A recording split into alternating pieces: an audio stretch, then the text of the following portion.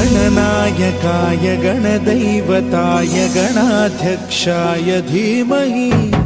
गुणशरीराय गुणमण्डिताय गुणेशानाय धीमहि गुणातीताय गुणाधीशाय गुणप्रविष्टाय धीमहि एकदन्ताय वक्रतुण्डाय गौरीतनयाय धीमहि गजेशानाय भालचन्द्राय श्रीगणेशाय धीमहि एकदन्ताय वक्रतुण्डाय गौरीतनयाय धीमहि गजेशानाय भालचन्द्राय श्रीगणेशाय धीमहि गानचतुराय गानप्राणाय गानान्तरात्मने